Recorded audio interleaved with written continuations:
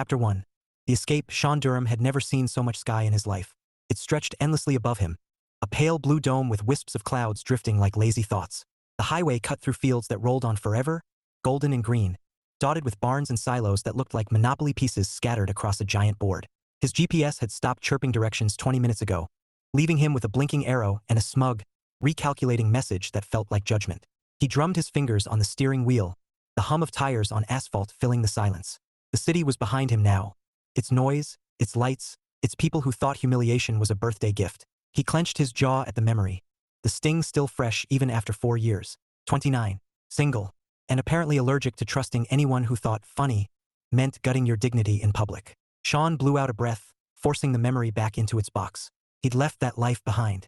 The apartment key had hit the hardwood floor with a satisfying clink, and he hadn't looked back. Not when his ex tried to cry her way into forgiveness. Not when his so-called friends spammed his phone with apologies that sounded more like excuses. He was done being the punchline. Now he was headed to his grandparents' estate, a 6-bedroom relic on the edge of a town so small it probably had one traffic light and a gossip network faster than fiber internet. He'd visited as a kid, but those memories were hazy snapshots. Lemonade on the porch, bees buzzing around grandma's flower beds, grandpa lecturing him about real work, while Sean tried not to cry over a splinter. The GPS beeped again, then went silent. Sean squinted at the fork in the road ahead. Left looked promising, paved, lined with mailboxes. Right was gravel and trees, the kind of road horror movies loved. Of course, he muttered. Why make it easy? He pulled over, grabbed his phone, and stared at the single bar of signal like it owed him money. No service. Perfect. A pickup truck rumbled past, the driver lifting 2 fingers off the wheel in a lazy salute.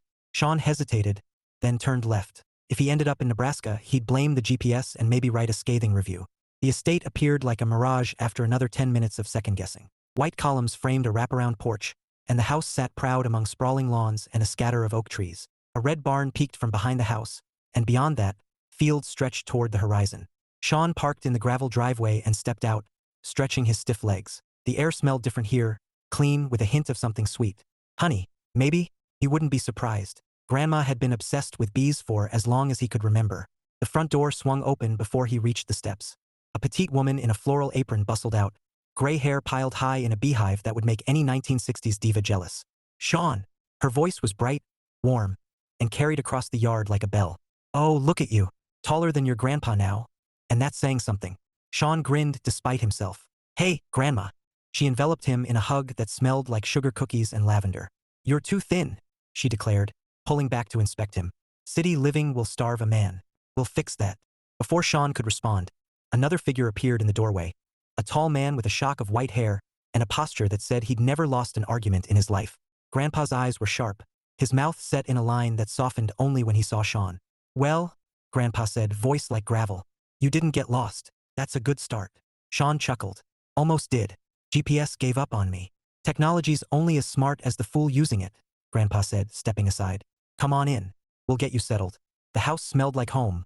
Wood polish, baked bread, and something floral that clung to the curtains. Sean followed Grandma through a maze of rooms until they reached the kitchen, where sunlight spilled across countertops cluttered with jars of golden honey. You still keeping bees? Sean asked, eyeing the neat rows of jars. Of course, Grandma said, puffing up like a proud hen. Best honey in 3 counties.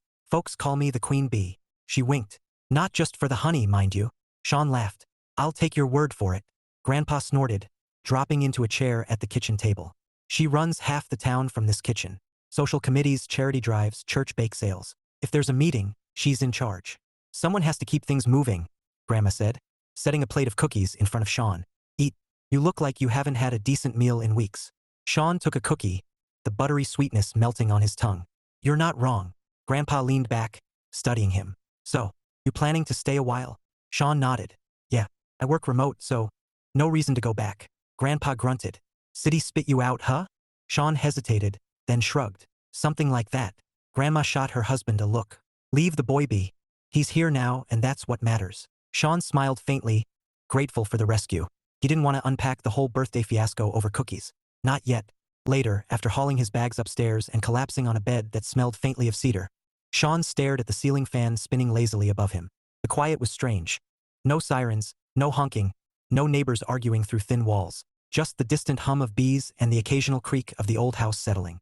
He should have felt lonely.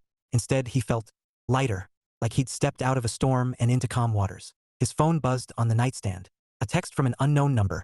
"Hey Sean, can we talk?" He didn't need to check the area code to know who it was. He turned the phone face down and closed his eyes. No more court jester. No more second chances for people who thought respect was optional. Tomorrow he'd start fresh. Help Grandma with her honey business. Figure out how to mow a lawn without destroying it. Maybe even check out that farmer's market she kept bragging about. For the first time in years, Sean felt like the punchline was behind him, and the story ahead might actually be worth telling. Chapter 2. Queen Bee and Grandpa Truth. Sean woke to sunlight streaming through lace curtains and the distant hum of bees. For a moment, he forgot where he was.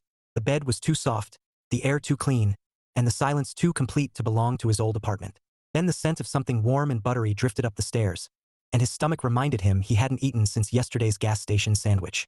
He dressed quickly, jeans, a plain t-shirt, and padded down the creaky staircase.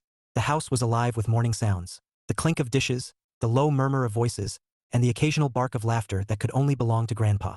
The kitchen was a sunlit kingdom of chaos. Jars of honey lined the counters like golden soldiers, and a mixing bowl sat in the sink, streaked with batter.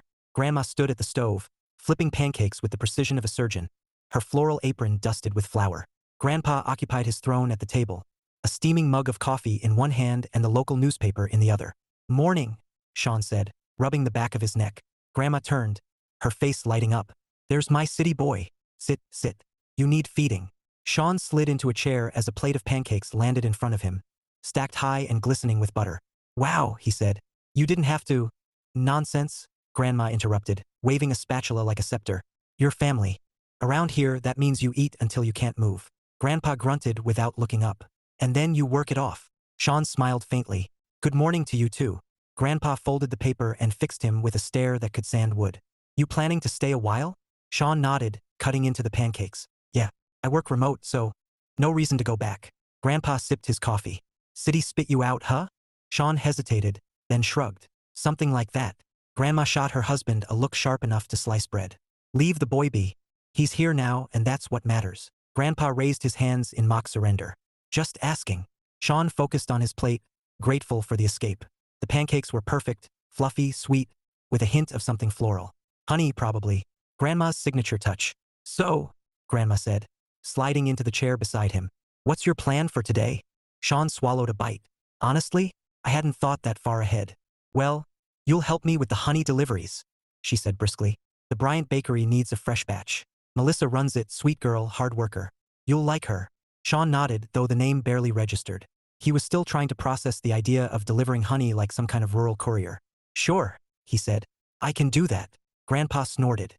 "Better than sitting on your rear staring at a screen." Sean smirked. "That's my job, Grandpa." "Job," Grandpa repeated, as if tasting the word. "Back in my day, a job meant sweat, dirt under your nails, not whatever you do." "Marketing and web development," Sean said, amused despite himself. Grandpa waved a hand. "Sounds like witchcraft." Grandma patted Sean's arm. "Ignore him. He thinks the internet is a passing fad." "It is," Grandpa muttered, returning to his paper. Sean chuckled and finished his pancakes, feeling the knot in his chest loosen a little. Maybe this was what he needed: quiet mornings, good food, and people who didn't measure his worth in punchlines. By mid-morning, Sean was loading honey jars into the back of Grandma's SUV. The sun was warm, the air thick with the scent of clover and something sweet he couldn't name. Bees buzzed lazily around the hives near the barn, their tiny bodies glinting like gold in the light. Grandma supervised like a general. "Careful with those jars," she warned. "Melissa's customers expect perfection." Sean secured the last box and wiped his hands on his jeans. All set. Grandma climbed into the driver's seat with surprising agility for someone her age. "Hop in. It's a short drive." Sean slid into the passenger seat, and they set off down a narrow road flanked by fields. The town appeared like a postcard: white church steeple, brick storefronts, and a square dominated by a fountain that had seen better days. People strolled along sidewalks, waving at Grandma like she was royalty. "She really is the queen bee," Sean murmured. Grandma beamed. "I told you." They pulled up in front of a bakery with a cheerful blue awning and a chalkboard sign that read, "Fresh cinnamon rolls today." The windows gleamed, and the scent of sugar and butter hit Sean like a warm hug. Inside, the bakery was a cozy blend of rustic charm and modern touches. Wooden tables, mismatched chairs, and a counter laden with pastries that looked sinful. Behind it stood a woman in a flour-dusted apron, her chestnut hair pulled into a messy bun. She was laughing with a customer, her smile bright enough to rival the sun. Melissa Bryant. Sean felt something shift, a flicker of curiosity, maybe interest. She wasn't what he expected. No polished city gloss, no forced charm. Just real. Grandma bustled forward. Melissa, darling. Brought you the honey. Melissa turned, her eyes warm and sharp all at once. Mrs. Durham, you're a lifesaver. Her gaze flicked to Sean, assessing, curious. And you brought help. Sean cleared his throat. Sean. Her grandson. Melissa's smile widened. Welcome to Bryant Bakery, Sean. First time. Yeah, he said, glancing around. Place smells amazing. Thank you. She wiped her hands on her apron. We try. Grandma patted Sean's arm. He works with computers. All that tech nonsense. Melissa's eyes twinkled. Sounds fancy. Sean chuckled. Depends who you ask. Melissa laughed softly, and Sean felt the sound settle somewhere deep, like a note struck on a piano. Unexpected. Pleasant. Grandma clapped her hands. Well, I'll leave you two to chat while I check on my order. Sean blinked. Wait. But Grandma was already at the counter, deep in conversation with another customer. Sean turned back to Melissa, who was watching him with amused patience. So, she said, leaning on the counter. City boy, huh? Sean smiled wryly. Guilty. Must be a big change, she said. From skyscrapers to silos. You have no idea, Sean said. I got lost twice yesterday. GPS gave up on me. Melissa laughed again, and Sean found himself grinning like an idiot. Maybe this move wasn't such a bad idea after all. They loaded the honey into the bakery's storage room, and Melissa thanked him with a smile that lingered longer than necessary. Sean felt something stir, a spark he hadn't felt in years. Not since before his 25th birthday, before the joke that wasn't a joke. As they drove back, Grandma hummed along to an old country tune, oblivious to the storm brewing quietly in Sean's chest. He stared out the window, watching fields blur past, and wondered if maybe, just maybe, the story ahead was about to get interesting. Chapter 3. Wi-Fi and cinnamon rolls. Sean had never thought he'd measure happiness by the strength of a Wi-Fi signal. But here he was, parked in front of Bryant Bakery like a man chasing salvation. The estate's internet was fine for streaming old sitcoms and checking email, but for video calls and heavy uploads? Forget it. Yesterday's attempt to send a client presentation had ended with him pacing the porch, muttering curses that made Grandma threaten to wash his mouth out with honey. So, here he was, laptop bag slung over his shoulder, stepping into the bakery that smelled like heaven had opened a branch in the Midwest. The bell above the door chimed, and Melissa looked up from behind the counter. Her hair was in another messy bun, a pencil tucked into it like a crown jewel. She wore a navy apron dusted with flour, and her smile was easy, like she'd been expecting him. Back so soon? She teased. Sean grinned. Turns out your cinnamon rolls have magical powers. And your Wi-Fi. Melissa laughed, wiping her hands on a towel. Well, one of those is free. The other will cost you. I'll take both, Sean said, moving toward the counter. Large coffee and a cinnamon roll. Or two. Ambitious, Melissa said, scribbling on a notepad. You planning to eat your feelings or just carb load for sport? Sean chuckled. Little of both. She slid the coffee toward him, steam curling like a promise. Wi-Fi passwords on the chalkboard. Try not to crash my network. Sean raised a brow. You think I'm that powerful? Melissa smirked. City boy with a laptop? You look like trouble. Sean laughed, surprised at how easy it felt. I'll behave. He claimed a corner table near the window, the kind that offered a view of the town square and enough sunlight to make his screen glare like a mirror. He adjusted, logged in, and sighed in relief when the connection held steady. Finally, a lifeline. As he worked, the bakery hummed with life, customers chatting, the hiss of the espresso machine, Melissa moving like a conductor orchestrating a symphony of sugar and caffeine. Every so often, Sean's eyes drifted to her, catching the way she laughed with regulars or concentrated while piping frosting onto cupcakes. She was different. No pretense, no polished edges. Just real. And that unsettled him more than he cared to admit. An hour later, Melissa appeared at his table, carrying a plate with 2 cinnamon rolls that looked like they belonged in a museum. You ordered one, she said, setting the plate down. But you looked like you needed 2. Sean blinked. You read minds now? Occupational hazard, Melissa said, pulling out the chair across from him. You've been frowning at that screen like it owes you money. Sean rubbed the back of his neck. Client deadlines. They don't care that my internet at home moves slower than molasses. Melissa grinned. Welcome to small-town life. Sean smiled faintly. I'm adjusting. Melissa tilted her head. So why'd you move? Most people don't trade skyscrapers for silos without a reason. Sean hesitated, the question landing heavier than her tone suggested. He could dodge it, make a joke, change the subject, but something in her gaze made him pause. It wasn't nosy, just curious. Needed a reset, he said finally. City got loud. People got complicated. Melissa studied him for a beat, then nodded. Fair enough. Sean exhaled, grateful she didn't press. He wasn't ready to unpack the birthday fiasco over cinnamon rolls. Not yet. They talked about safer things, her bakery, his work, the farmer's market that apparently turned the town square into a carnival every Saturday. Melissa's eyes lit up when she described it, her hands moving as if painting the scene in the air. Best day of the week, she said. Fresh produce, live music, kids running around with sticky fingers. It's chaos, but the good kind. Sean smiled. Sounds nice. It is, Melissa said, then smirked. You should come. Might cure your city boy blues. Sean chuckled. I'll think about it. Melissa stood, smoothing her apron. Enjoy the rolls. They're on the house. Sean frowned. You don't have to. I want to, she said simply, then walked away, leaving him staring at the plate like it held answers he wasn't ready for. By the time Sean packed up, the bakery had quieted. Melissa was wiping down counters, humming softly to a tune only she knew. Sean hesitated at the door, then turned back. Thanks, he said, for the Wi-Fi and the rolls. Melissa looked up, her smile easy. Anytime. Sean stepped outside, the autumn air crisp against his skin. He felt lighter, though he couldn't say why.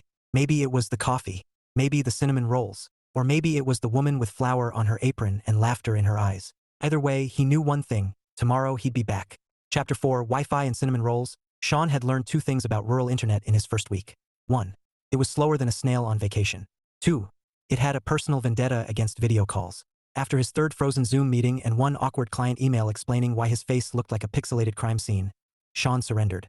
Grandma's house was charming, but its Wi-Fi was powered by what he suspected was a hamster on a wheel. He needed a better option. That's how he found himself standing in front of Bryant's bakery on a crisp Tuesday morning, laptop bag slung over his shoulder like a badge of defeat. The sign above the door was hand-painted, the letters curling in cheerful loops: Bryant's Bakery and Coffee House. Below it, a smaller sign promised free Wi-Fi in bold letters, as if mocking his suffering. Sean pushed the door open, and a bell chimed overhead. Warm air wrapped around him, carrying the scent of cinnamon, sugar, and something buttery that made his stomach growl. The place was cozy. Wooden tables, mismatched chairs, and a chalkboard menu that looked like it had been written by someone with actual artistic talent. A few locals sat scattered around, sipping coffee and chatting like they had all the time in the world. Behind the counter stood Melissa Bryant. Sean recognized her instantly from the honey delivery 2 weeks ago. She wore a navy apron dusted with flour, her auburn hair pulled into a messy bun that somehow looked intentional. Her sleeves were rolled up, revealing strong forearms, and she was laughing at something a customer said. A laugh that was warm, unpretentious, and just a little husky. Sean froze for half a second, then forced his legs to move. He wasn't here to stare at the baker like a creep. He was here for Wi-Fi, and maybe a cinnamon roll. Or 3. Melissa glanced up as he approached, her green eyes sharp and curious. Well, if it isn't the honey guy. Sean blinked. The honey guy? She smirked. You delivered jars of honey with your grandma. Remember? Hard to forget someone who nearly dropped a whole crate because a bee buzzed near his ear. Sean winced. In my defense, that bee was aggressive. It was curious, Melissa corrected, amusement dancing in her eyes. Big difference. Sean chuckled, rubbing the back of his neck. Fair enough. I'm Sean. Melissa, she said, though he already knew. She gestured to the chalkboard. What can I get you? Coffee? Pastry? Or just here to mooch off my Wi-Fi? Sean grinned. All of the above. But I'll pay for the mooching with caffeine and sugar. Good answer. She grabbed a mug and started pouring coffee. House blend okay? Perfect, Sean said, scanning the pastry case. His stomach made the decision for him. And one of those cinnamon rolls. They look dangerous. Melissa slid the coffee toward him. They are. People have started calling them sin rolls. Sean laughed. That's marketing gold. Melissa raised a brow. You in marketing? Guilty, Sean said, handing over his card. And web development. I work remote, so I'll probably be camping out here a lot.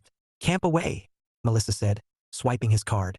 Wi-Fi passwords on the chalkboard. Just don't hog the outlet by the fireplace. Old man Jenkins gets cranky when he can't charge his tablet. Sean glanced at the corner where a gray-haired man was sipping coffee like it was a sacred ritual. Noted. Sean claimed a table near the window, setting up his laptop while nibbling on the cinnamon roll. It was obscene, soft, gooey, with just enough icing to make his dentist cry. He took a sip of coffee and sighed. This was heaven. If heaven had carbs. He opened his inbox, but his attention kept drifting to the counter where Melissa moved with easy confidence, chatting with customers, sliding trays in and out of the oven. She wasn't like the women he'd known in the city. No designer heels, no curated Instagram smiles. She was real, and that threw him off balance more than he cared to admit. Sean shook himself and focused on work. He had deadlines, clients, bills. Daydreaming about the baker wasn't on the agenda. 2 hours later, his laptop battery was dying, and his concentration had evaporated like steam from a coffee cup. Melissa appeared at his table, wiping her hands on her apron. You've been staring at that screen like it owes you money, she said. Everything okay? Sean smiled sheepishly. Just work stuff, and maybe a mild existential crisis. Melissa tilted her head. That sounds serious. Want a refill? Please, Sean said, sliding his mug toward her. And maybe another sin roll. For morale. Melissa chuckled. Coming right up. As she walked away, Sean's phone buzzed. A text from his mom. How's the country life? Grandma says you're settling in. Sean typed back. Good. Found a bakery with Wi-Fi. Might never leave. He hesitated, then added. And the bakers. Interesting. He deleted the last part before hitting send. No need to give his mom ammunition for matchmaking. Melissa returned with coffee and another cinnamon roll, setting them down with a flourish. There. Sugar and caffeine, the cure for all crises. Sean grinned. You might be onto something. Melissa leaned against the chair opposite him, arms crossed. So, marketing and web development, huh? That explains the laptop and the muttering. Sean blinked. Was I muttering? A little, Melissa said, amused. Something about conversion rates and SEO nightmares. Sean laughed. Guilty again. It's what I do. Melissa nodded thoughtfully. Must be nice working from anywhere. It has its perks, Sean said. Though I didn't realize anywhere would mean a town where the biggest event is a farmer's market. Melissa smirked. Don't knock the market. People drive hours for it. It's practically our Super Bowl. Sean chuckled. I'll take your word for it. Melissa's eyes sparkled. You should come this Saturday. See what all the fuss is about. Sean hesitated, then smiled. Sounds like a plan. As Melissa walked back to the counter, Sean watched her for a moment, then turned to his laptop. He had work to finish, but his mind was already wandering, to Saturday, to the farmer's market, and to the woman who made cinnamon rolls that could ruin a man's self-control. For the first time in a long time, Sean felt something stir, a spark he thought had burned out years ago. He didn't know what it meant yet, but he knew one thing: he'd be back tomorrow. And the day after that. For the Wi-Fi, of course. And maybe, for Melissa. Chapter 5. Pebble in the shoe. Sean had a problem. Not the kind that involved broken code or cranky clients, those he could fix with coffee and a few hours of focused work. This was worse. This was the kind of problem that sat in the back of his mind like a pebble in his shoe, impossible to ignore no matter how hard he tried. Melissa's bakery. More specifically, Melissa's marketing. Sean had been camping out at Bryant's bakery for 2 weeks now, and every time he glanced at her chalkboard menu or the cluttered counter where flyers were stacked like playing cards, his inner marketer twitched. The place had charm, warm, rustic, Instagram-worthy charm, but Melissa wasn't leveraging it. No social media presence beyond a Facebook page updated once a month. No loyalty program. No seasonal campaigns. It was like watching someone drive a Ferrari in first gear. He wanted to help. He really did. But unsolicited advice was a minefield, and Melissa didn't strike him as the type who appreciated strangers waltzing in with helpful tips. She'd built this business herself, brick by brick, flower by flower. Pride radiated off her like heat from an oven. Sean stared at his laptop screen, pretending to work while Melissa moved behind the counter, sliding trays into the display case. Her hair was down today, curling around her shoulders, and she wore a soft gray sweater under her apron. She looked tired, just a little, but still managed to smile at every customer like they were the most important person in the world. He sighed and took a sip of coffee. Grandpa's voice echoed in his head. Facts don't care about your feelings, boy. Easy for Grandpa to say. Grandpa wasn't trying to impress a woman who made cinnamon rolls that could ruin a man's self-control. Melissa noticed him staring before he realized it. She walked over, wiping her hands on a towel, and tilted her head. You've got that look again. Sean blinked. What look? The one that says you're either plotting world domination or silently judging my pastry display. Sean laughed. Definitely not judging. Your pastries are perfect. Melissa raised a brow. But? Sean hesitated, then shook his head. Nothing. Just work stuff. Melissa studied him for a moment, then pulled out the chair opposite his. Sean, you've been coming here almost every day. You're nice, you tip well, and you eat enough cinnamon rolls to keep me in business. But every time I talk about the bakery, you get this twitchy look, like you want to say something but don't. Sean winced. Is it that obvious? Painfully, Melissa said, amused. So spill. What's rattling around in that marketing brain of yours? Sean stared at her, then at his coffee, then back at her. He could lie. He could deflect. Or he could tell the truth and risk sounding like a know-it-all. He chose the truth. Okay, he said slowly. First off, your bakery is amazing. Seriously. The food, the vibe, everything. But you're leaving money on the table. Melissa's brows lifted. How so? Sean leaned forward, warming to the topic despite himself. Your Facebook page hasn't been updated in weeks. No Instagram, no TikTok. You've got a farmer's market that draws crowds from hours away, and you're not using it to build a following. People love this kind of stuff. Behind-the-scenes baking videos, seasonal specials, loyalty programs. You could double your foot traffic with the right strategy. Melissa listened without interrupting, her expression unreadable. When he finished, she tapped her fingers on the table. So, you've been sitting here for 2 weeks, silently critiquing my business? Sean flushed. Not critiquing, just noticing. Melissa's lips curved into a smile. Not sharp, not offended, but thoughtful. You know, most people would just eat their pastry and keep their opinions to themselves. Sean shrugged. Most people aren't marketers. It's like, if you're good at something and you see a way to improve it, it's hard to ignore. Like a pebble in your shoe. Melissa chuckled softly. A pebble, huh? Yeah, Sean said, grinning sheepishly. Drives you crazy until you deal with it. Melissa leaned back, studying him. You really think I could double my foot traffic? With the right approach? Absolutely. Melissa was quiet for a moment, then stood. Finish your coffee. We're going to test that theory. Sean blinked. Wait, what? Melissa smirked. You just volunteered yourself, honey guy. Hope you're good with flour. 10 minutes later, Sean was in the kitchen, sleeves rolled up, standing next to a stainless steel counter dusted with flour. Melissa handed him an apron that smelled faintly of vanilla. Rule 1, she said, tying her own apron. Don't touch anything sharp or expensive. Sean grinned. Noted. Rule 2, Melissa continued, pulling out a tray of dough. If you're going to give advice, you're going to earn it. Sean laughed. Fair enough. What's the plan? Melissa gestured to the dough. We're making a new batch of cinnamon rolls. You're going to film it. Behind-the-scenes content, right? Sean blinked, then grinned.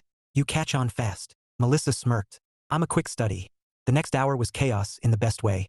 Sean held his phone like a director, filming Melissa as she rolled out dough, sprinkled cinnamon sugar, and sliced perfect spirals. She narrated with playful sarcasm, tossing flour at him when he got too close. Careful, Spielberg, she teased as he crouched for a dramatic angle. You're going to end up in the icing. Worth it, Sean said, laughing. This is gold. Melissa grinned, cheeks flushed from the heat of the ovens. You really think people want to watch me bake? Absolutely, Sean said, lowering the phone. You're funny, you're real, and you make food that looks like heaven. People eat that up, literally and figuratively. Melissa studied him for a moment, then smiled softly. You're good at this. Sean shrugged, suddenly self-conscious. It's what I do. Melissa's gaze lingered, something warm flickering in her eyes before she turned back to the dough. Well, Mr. Marketing, let's see if your magic works. By the time Sean left the bakery that afternoon, his phone was full of videos, his clothes were dusted with flour, and his heart was doing something weird, something he hadn't felt in years. Melissa had laughed with him, trusted him, let him into her world. And for the first time since that awful birthday, Sean felt like maybe, just maybe, he wasn't the joke anymore. He was part of something good. And he wanted more. Chapter 6. The Confrontation. Sean had been avoiding eye contact with Melissa for 3 days. Not because he'd done something wrong, at least not technically. But after their impromptu kitchen collaboration, he couldn't stop replaying the way she'd laughed, the way her eyes had softened when he explained his ideas. It had been electric and terrifying, because now every time he walked into the bakery, his brain short-circuited somewhere between order coffee and don't stare at her like a lovesick teenager. He was halfway through a lukewarm latte when Melissa slid into the chair across from him without warning. No apron today, just a soft green sweater and jeans, her hair pulled back in a loose ponytail. She looked casual, but her eyes were sharp, focused. Sean blinked. Hey. Melissa folded her hands on the table. We need to talk. Sean's stomach did a nervous flip. That sounds ominous. Melissa smirked. Relax. I'm not firing you. You're not even on payroll. Sean chuckled weakly. Good to know. Melissa tilted her head, studying him. You've been coming here almost every day for weeks. You've helped me film videos, brainstorm ideas, even stayed late to edit clips. And yet, every time I ask about you, about why you're here, what brought you to this town, you dodge. Sean froze, coffee halfway to his lips. I didn't think it mattered. It matters, Melissa said softly, because I like knowing the people I let into my kitchen. And right now, you're a mystery with good hair and too many marketing tips. Sean set his mug down, heart thudding. He could lie. He could give her the polished version, the needed a change of scenery story he'd fed to everyone else. But something in her gaze made him hesitate. Melissa wasn't asking out of curiosity. She was asking because she cared. Sean exhaled slowly. Okay, you want the truth? Melissa nodded. Always. Sean leaned back, staring at the swirl of foam in his cup. 4 years ago, on my 25th birthday, my girlfriend and all my friends decided it would be funny to humiliate me. Sent me to a restaurant for a dinner that didn't exist while they partied at my apartment.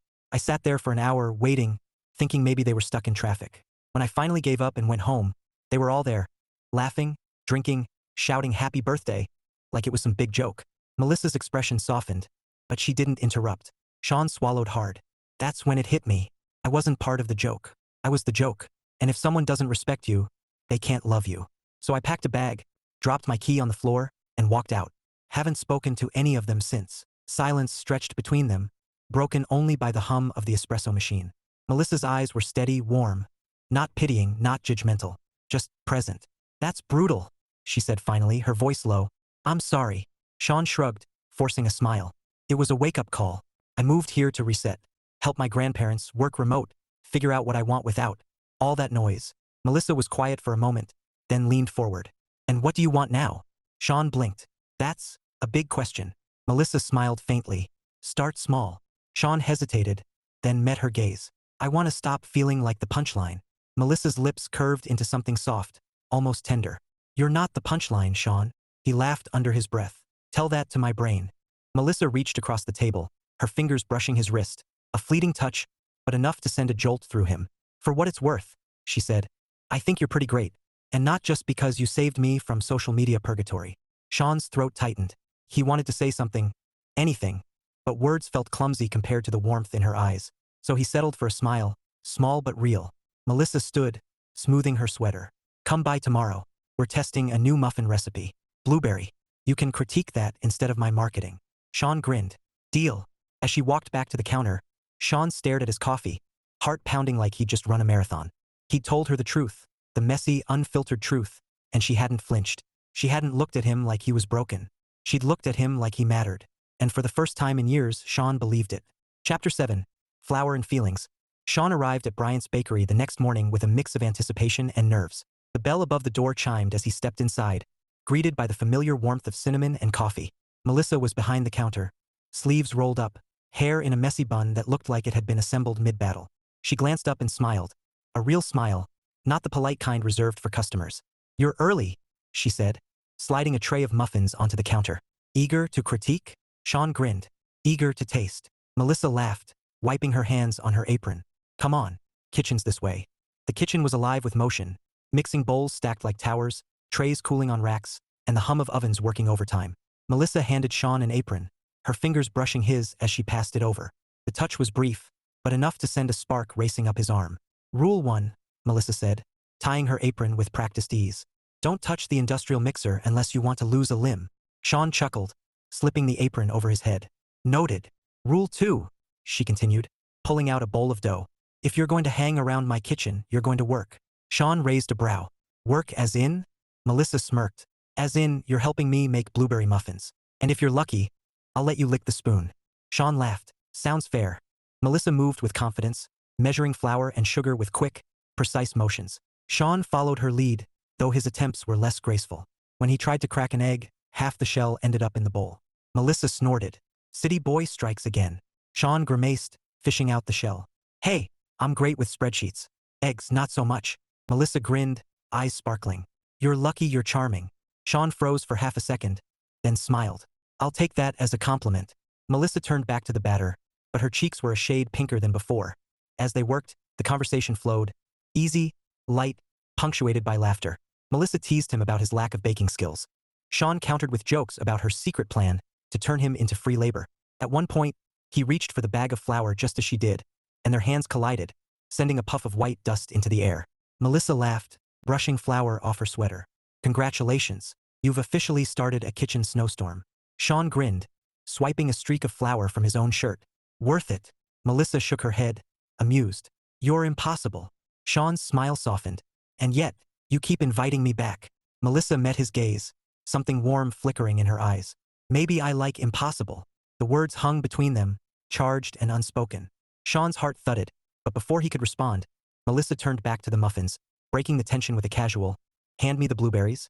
They finished the batter and scooped it into trays, sliding them into the oven. The kitchen smelled heavenly, sweet, buttery, with a hint of tart fruit. Melissa leaned against the counter, brushing a stray curl from her forehead. So, she said, what's the verdict on my marketing videos? Sean grinned. They're great. You're a natural on camera. Melissa snorted. Please, I sound like a reality show reject. Sean shook his head. No, you sound real. People love that. Trust me, authenticity beats polish every time. Melissa studied him for a moment, then smiled softly. You really believe that? Sean nodded. I do. Melissa's gaze lingered, and for a second, Sean thought she might say something else, something that would change everything. But then the oven timer beeped, shattering the moment. Melissa pushed off the counter. Saved by the bell. Sean chuckled, though his chest felt tight. He wanted to tell her. Wanted to say that these mornings in her kitchen were the best part of his day. That he hadn't felt this alive in years. But the words stayed locked behind his teeth. They pulled the muffins from the oven, golden and perfect. Melissa handed him one, still warm, and watched as he took a bite. Sean closed his eyes, savoring the burst of blueberry and the soft, buttery crumb. Okay, he said, mouth full. These might be better than the cinnamon rolls. Melissa gasped in mock outrage. Blasphemy. Sean laughed. I said might. Don't quote me. Melissa grinned, shaking her head. Your trouble. Sean swallowed, meeting her gaze. You have no idea. Melissa's smile faltered. Not in a bad way, but in a way that made Sean's pulse spike. For a heartbeat, the kitchen felt smaller, the air thicker. Then a customer called from the front, and Melissa straightened, her expression sliding back to neutral. Duty calls, she said lightly. Don't eat all the muffins. Sean watched her go, his chest aching with something he couldn't quite name. He'd come here for Wi-Fi, for coffee, for a quiet place to work. But now, every time he walked through that door, he felt like he was stepping into something bigger, something that scared him and thrilled him in equal measure. And he wasn't sure how much longer he could keep pretending it was just about muffins. Chapter 8. Market Day Madness. Saturday dawned bright and clear, the kind of autumn morning that made the Midwest look like a postcard. Sean pulled into the town square just after 9, the farmer's market already buzzing with life. Stalls lined the streets, overflowing with pumpkins, jars of jam, fresh bread, and enough homemade crafts to fill a Pinterest board. The air smelled like cider and cinnamon, and laughter mingled with the hum of conversation. Melissa's booth was easy to spot. A cheerful banner reading Bryant's Bakery stretched across the front, flanked by tables piled high with pastries, cinnamon rolls, blueberry muffins, apple turnovers, and a tray of pumpkin spice scones that looked like edible art. Melissa stood behind the counter, her hair catching the sunlight, sleeves rolled up as she handed out samples with a smile that could stop traffic. Sean parked and made his way over, weaving through the crowd. Melissa spotted him and grinned, waving him closer.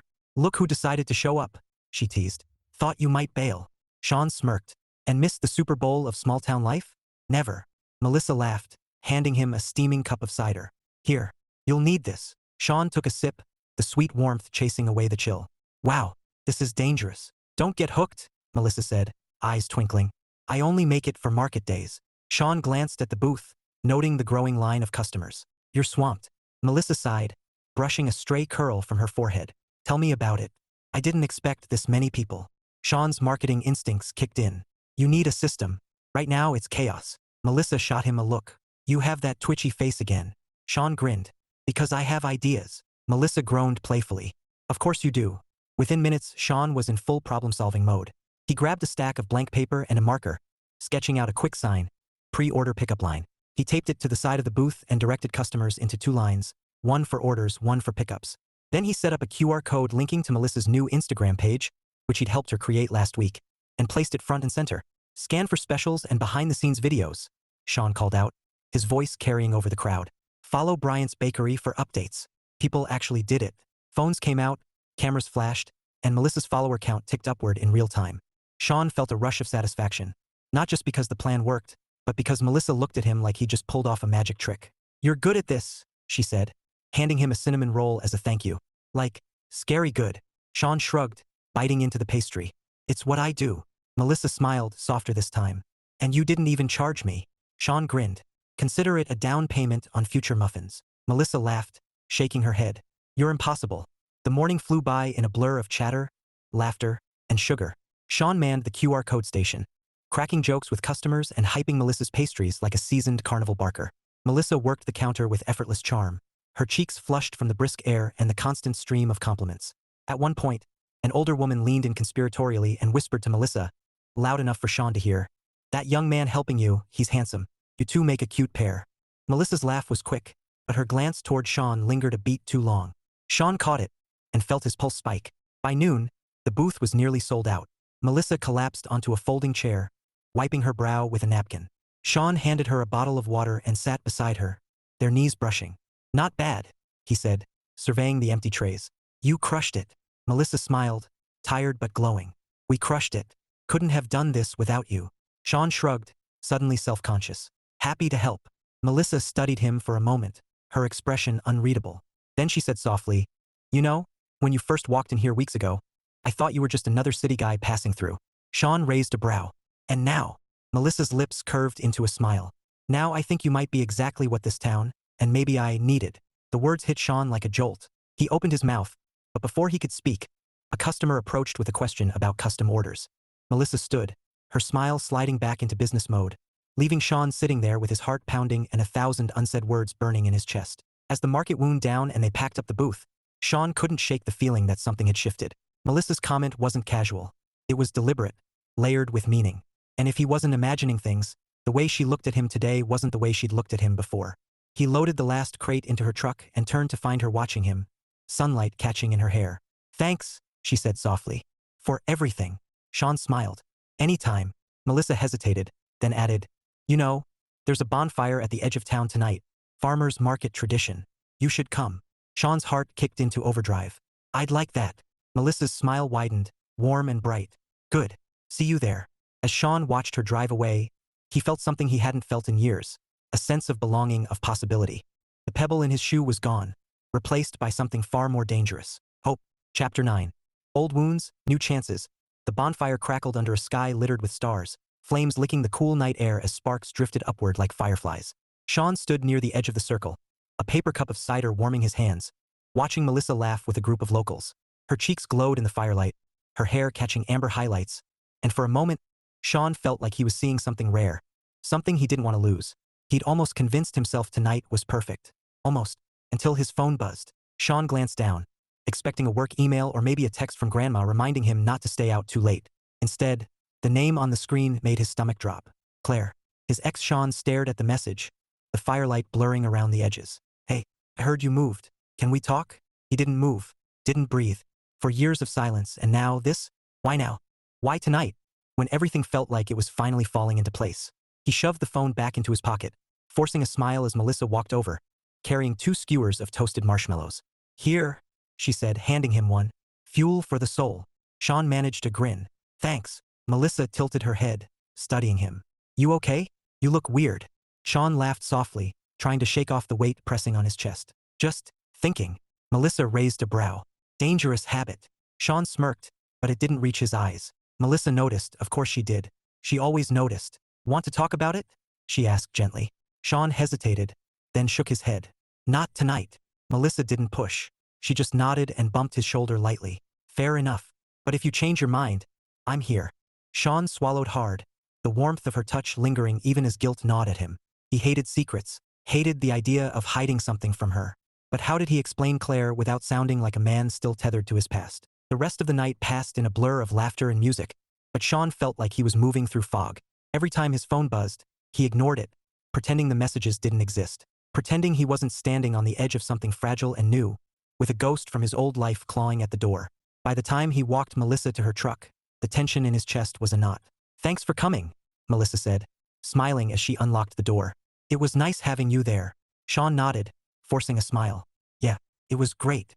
Melissa studied him for a moment, her expression softening. "Sean, whatever's on your mind, don't let it eat you alive." Sean's throat tightened. "I'll try." Melissa reached out, her fingers brushing his arm. A fleeting touch, but enough to make his pulse spike. "Good night." "Good night," Sean said, watching her drive away, the taillights glowing like embers in the dark. Back at the estate, Sean sat on the edge of his bed, staring at his phone. Claire's messages glared up at him like neon signs. "Please, Sean, just 5 minutes. I need to explain." Explain what? That humiliating him on his birthday was just a joke? That she changed? That she wanted closure? Sean typed a reply, then deleted it. Typed again. Deleted again. Finally, he tossed the phone onto the nightstand and buried his face in his hands. He didn't want this. Didn't want the past clawing its way back when he was finally starting to feel whole. And yet, the doubt lingered. What if ignoring her made him look bitter? What if Melissa found out and thought he was hiding something? Sean groaned, flopping back on the bed. He hated this. Hated that one text could unravel weeks of progress. The next morning, Sean walked into the bakery with a smile that felt like it had been stapled to his face. Melissa was behind the counter, hair in a loose braid, humming softly as she arranged pastries. She looked up and grinned. "Morning, honey guy." Sean chuckled. "Morning." Melissa handed him a coffee without asking. She knew his order by now. "You look better today." Sean nodded, taking a sip. "Yeah, slept it off." Melissa tilted her head, curiosity flickering in her eyes, but she didn't press. Instead, she gestured to a tray of pumpkin muffins. "Taste test." Sean grinned. "Always." They worked side by side for an hour, laughter weaving through the clatter of trays and the hum of ovens. For a while, Sean almost forgot about Claire, almost. But when his phone buzzed again, the illusion shattered. Melissa noticed. "You've been getting a lot of texts." Sean froze, muffin halfway to his mouth. Yeah, work stuff." Melissa's smile faltered. "Not much, just enough for Sean to feel it like a pinprick. Right?" Sean hated lying. Hated the way it sounded in his own ears. But what was he supposed to say? "Hey, my ex is trying to crawl back into my life, and I have no idea why?" Melissa turned back to the counter, her movements a little sharper than before. Sean felt the distance like a wall rising between them. By the time he left the bakery, Sean knew he couldn't keep this up.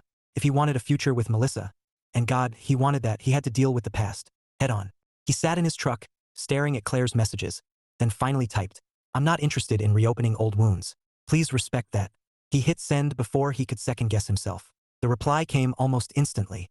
"I'm sorry, Sean. Truly. I just wanted to apologize. For everything." Sean stared at the words, a strange mix of relief and anger twisting in his chest. He typed back, "Apology accepted." But that chapter's closed. And for the first time since the bonfire, he felt like he could breathe. That night, Sean drafted a message to Melissa. Nothing fancy, just honest. "Hey, about earlier I wasn't myself. Can we talk tomorrow?" Her reply came a minute later. "Sure, coffee's on me." Sean smiled, tension easing from his shoulders. Tomorrow he'd tell her everything. No secrets, no ghosts, just the truth, and maybe, if he was lucky, a chance to start something real. Chapter 10. Honey and Heartbeats.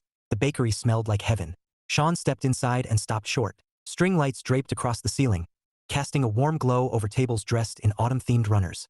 A chalkboard sign near the door read, "Bryant's Bakery, 5-year anniversary celebration." Below it, in Melissa's neat handwriting, "Thank you for making us part of your story." Sean smiled, his chest tightening in a way that had nothing to do with nostalgia and everything to do with the woman bustling behind the counter. Melissa wore a deep burgundy dress under her apron, her hair swept up with a few curls framing her face. She looked radiant, like the kind of person who could light up a room without trying. When she saw him, her smile widened. "You made it. Wouldn't miss it," Sean said, stepping closer. "Place looks amazing." Melissa laughed softly.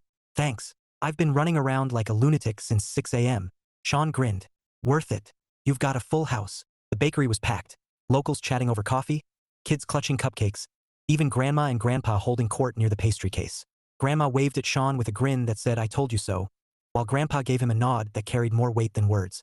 Melissa followed his gaze and chuckled. "Your grandparents are legends. I think Grandma recruited half the town for this." Sean smirked. "Sounds about right." Melissa handed him a mug of coffee, his usual, without asking. "So," she said, leaning against the counter, "you said you wanted to talk." Sean's stomach tightened. He'd rehearsed this a dozen times. But now, with her standing there looking like every reason he'd stayed in this town, the words felt heavier. "Yeah," he said slowly. "About the other night, and yesterday." Melissa's expression softened. "Sean, if you're worried about being distracted, it's okay. Everyone has stuff." Sean shook his head. "It's not just stuff. My ex reached out. Out of nowhere." Melissa blinked, surprise flickering across her face. "Oh," Sean rushed on. "I didn't respond at first because I didn't know what to say. But yesterday, I told her I wasn't interested.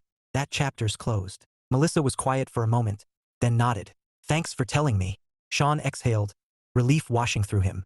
"I didn't want you thinking I was hiding something." Melissa's lips curved into a small smile. "I appreciate that. And for what it's worth, I'm glad you closed that chapter." Sean's chest loosened, the knot unraveling. "Me too."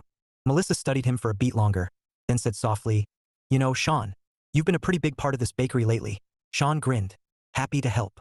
Melissa shook her head, smiling. "Not just with the marketing, with everything." Sean's pulse kicked up. "Melissa? Melissa!" Someone called from across the room, breaking the moment. She sighed, squeezing his arm lightly before heading off to handle a cake order. Sean watched her go, his heart pounding like a drum. He'd come here to clear the air, and he had. But now, standing in the glow of string lights and laughter, he wanted more. Wanted to tell her what had been building for weeks, that she wasn't just part of his day anymore. She was the best part.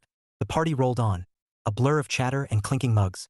Sean helped refill coffee, snapped photos from Melissa's Instagram, and tried not to stare every time she laughed. When the crowd finally thinned and the last customer left with a box of scones, Melissa locked the door and leaned against it with a sigh. "Finally," she said, kicking off her shoes. "My feet hate me." Sean chuckled. "You crushed it." Melissa smiled, tired but glowing. "We crushed it." Sean hesitated, then stepped closer. "Melissa." She looked up, eyes meeting his, and for a moment the world narrowed to just them. The hum of the refrigerator, the faint scent of cinnamon, the soft glow of lights. Everything else faded. I don't want to just help with your bakery, Sean said quietly. I want to more. If you do. Melissa's breath caught, her lips parting in surprise, but not shock, like she'd been waiting for this, hoping for it. I do, she said softly. Sean's heart slammed against his ribs. Yeah. Melissa smiled, slow and warm. Yeah. Sean laughed under his breath, relief and joy tangling in his chest. He reached for her, tentative at first, then sure when she stepped into him like it was the most natural thing in the world. Her arms slid around his neck, his hands settling at her waist, and then, finally, he kissed her. It wasn't fireworks. It wasn't a movie scene. It was better, soft and real, tasting of coffee and sugar and something that felt like home. When they broke apart, Melissa rested her forehead against his, smiling. About time. Sean grinned. Grandpa said the same thing. Melissa laughed, and Sean thought he could live in that sound forever. Later, as they sat on the counter sharing the last cinnamon roll, Sean felt something he hadn't felt in years. Not just happiness, but peace. The kind that comes when you stop running from the past and start building something new. And as Melissa leaned against him, her head on his shoulder, Sean knew one thing for certain. He wasn't the punchline anymore. He was the story. And it was just beginning. Chapter 11. Family, flour, and FaceTime. Sean had never been nervous about a video call before. He'd pitched million-dollar campaigns over Zoom without breaking a sweat. But tonight, his palms were clammy, his heart was doing double time, and the reason was sitting beside him on the bakery's counter. Swinging her legs like this was no big deal. Melissa glanced at him, amused. You look like you're about to meet the president. Sean groaned. This is worse. It's my mom. Melissa laughed, the sound warm and teasing. Relax. I'm not going to embarrass you. Sean shot her a look. You say that now. Melissa grinned, leaning closer to peek at his phone screen. So what's the plan? Just, hi, Mom. Here's the woman who makes your son eat his weight in cinnamon rolls. Sean chuckled. Something like that. The call connected, and his mom's face filled the screen, bright smile, eyes crinkling at the corners. Behind her, Sean could see the familiar chaos of his parents' kitchen. Pots hanging from a rack, a dog tail wagging in the corner. Sean, his mom exclaimed. Finally, we've been dying to see your face. Sean smiled. Hey, Mom. His dad appeared over her shoulder, waving a spatula like a sword. There he is. Country boy now. Huh. Sean laughed. Something like that. Before he could say more, Grandma's voice rang out from the background of the bakery. Is that my daughter? Move over, Sean. She swooped in like a queen reclaiming her throne, squeezing into the frame with a grin. Hi, sweetheart. Grandma chirped. Your boy's been working hard. And eating well. Sean groaned. Grandma. Melissa chuckled softly, and Sean's mom's eyes narrowed, curious. Who's that? She asked, leaning closer to the screen. Sean froze. Melissa smiled and waved. Hi, I'm Melissa. There was a beat of silence, then his mom's smile widened like someone had just handed her a winning lottery ticket. Melissa, well, aren't you lovely? Are you a friend? Sean cleared his throat. More than a friend. Melissa's cheeks flushed, but her smile didn't falter. I own the bakery here in town. Sean's been helping me with marketing. His dad grinned. Marketing, huh? Is that what they're calling it these days? Sean buried his face in his hands. Dad. Melissa laughed, and Sean peeked through his fingers to see her completely unfazed, chatting easily with his parents like she'd known them for years. She told them about the anniversary party, the farmer's market, even teased Sean about his tragic egg-cracking skills. By the time the call ended, Sean's mom was practically glowing. We can't wait to meet you in person, Melissa, she said. Sean, don't mess this up. Sean groaned. Bye, Mom. When the screen went dark, Melissa turned to him, eyes dancing. That wasn't so bad. Sean laughed, relief flooding through him. You were amazing. Melissa shrugged, smiling. They seem great. They are, Sean said softly. And they're going to love you. Melissa's smile softened. You think so? Sean met her gaze, his chest tightening in that now familiar way. I know so. Later, as they closed up the bakery, Sean couldn't stop replaying the call. The way Melissa fit so easily into his world, like she'd always belonged there. It wasn't just attraction anymore. It was something deeper, something that made him think about Sunday dinners and shared holidays and a future that didn't feel like a fantasy. And for the first time in years, Sean wasn't afraid of that future. He wanted it. Chapter 12.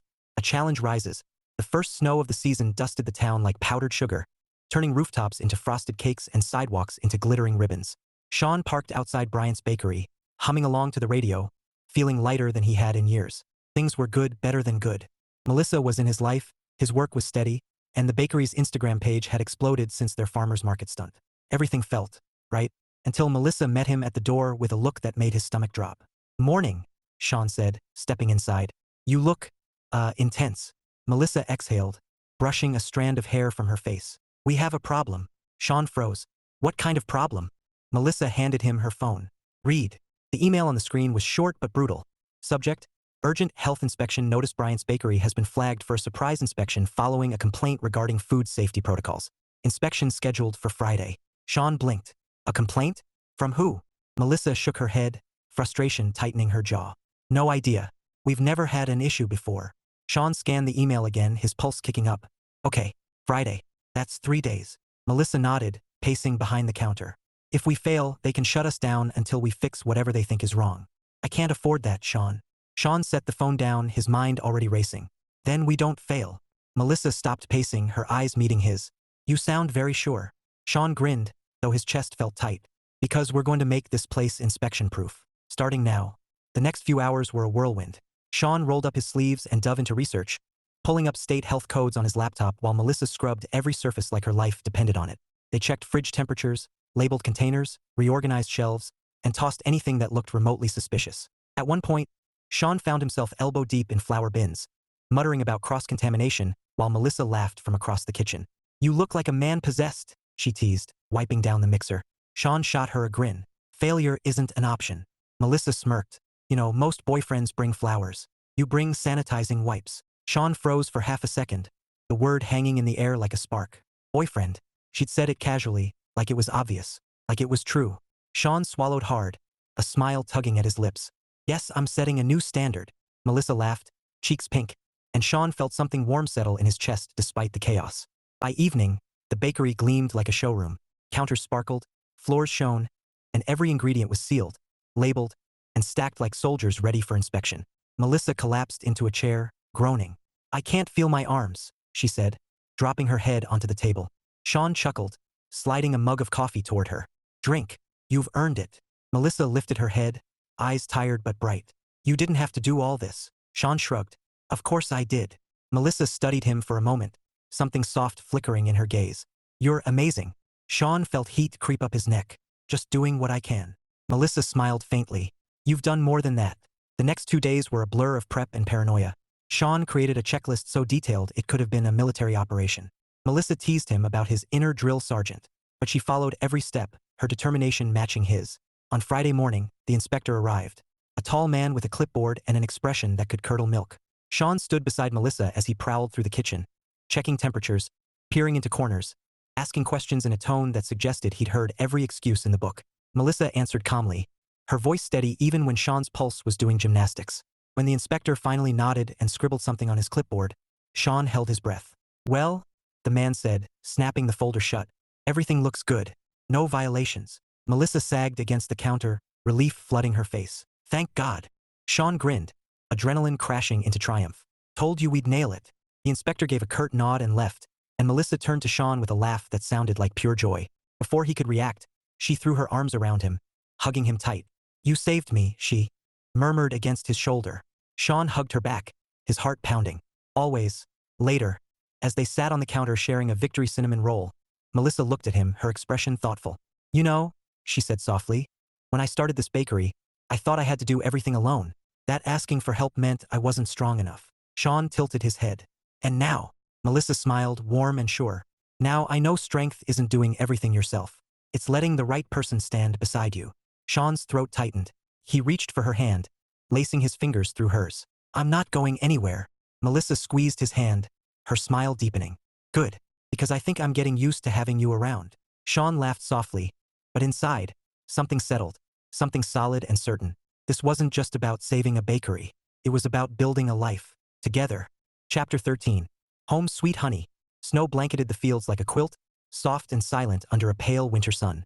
Sean stood on the porch of his grandparents' estate, coffee steaming in his hands, watching a pair of cardinals dart through the bare branches. Behind him, laughter drifted from the kitchen.